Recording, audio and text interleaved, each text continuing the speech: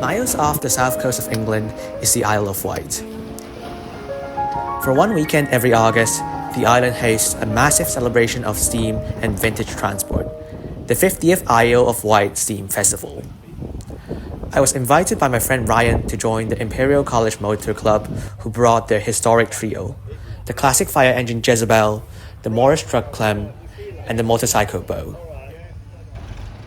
This club famously drives their vintage vehicles all the way from London.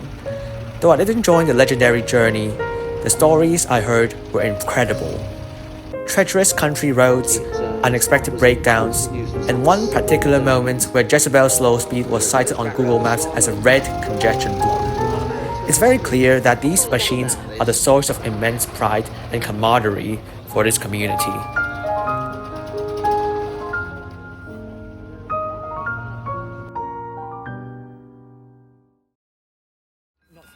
The core of the event is the Haven Street Fairground of the Steam Railway, where one can admire a staggering variety of engineering on display. Over 50 years, the festival has grown to showcase hundreds of machines, proving there is something here for every single enthusiast. You'll find everything from military vehicles and classic automobiles to steam-powered tarmac rollers and so much more. But the true stars are the working steam engines. These aren't static museum pieces. They are actively working exhibits. You can get right up close to see the exposed pistons and gearboxes in action, or watch an owner hook their engine to a giant bandsaw to demonstrate its raw, multi-purpose power. These exhibits are all a brilliant reminder of the incredible practical capability these machines once provided.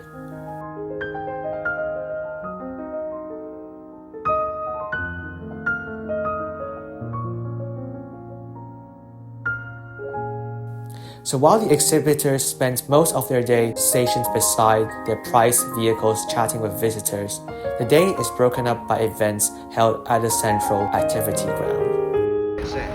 In fact, the obstacle course is where the real showmanship begins. It's a deceptively simple challenge. You meander through cones, drive into one bay, and reverse park into another. But when you're driving a multi-ton vintage steam engine, it becomes a masterclass in finesse.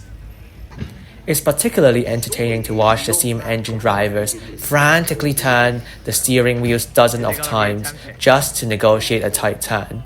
That constant motion is a result of the lack of power steering and the specialized gear ratio required to move these heavy machines. But all this showmanship, however, does not come close to my ultimate experience of getting a front row POV ride on Jezebel while she traversed through the course. Watching these machines from the audience is memorable, but traversing the course yourself is a whole other level of excitement and engineering immersion. The handbrake.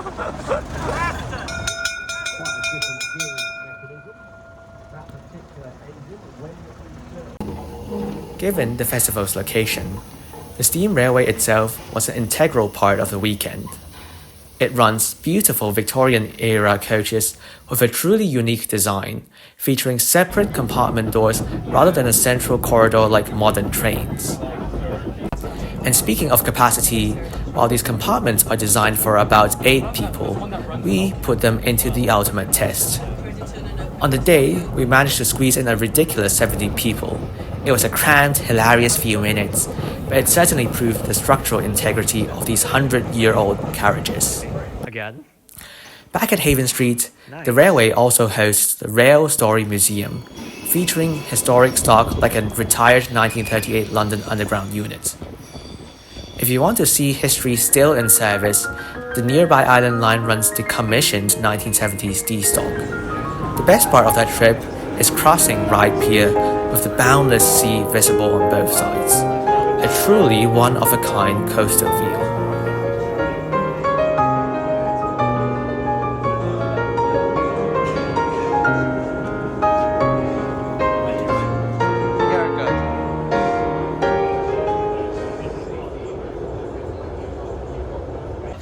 As the sun set, the festive ambience took over.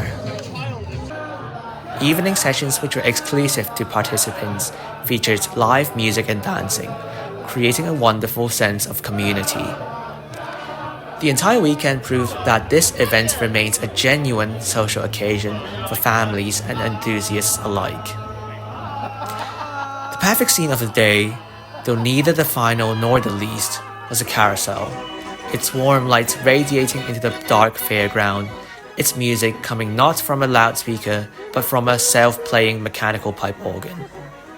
It was a fitting soundtrack to a festival dedicating to preserving the ingenuous mechanical history of the past.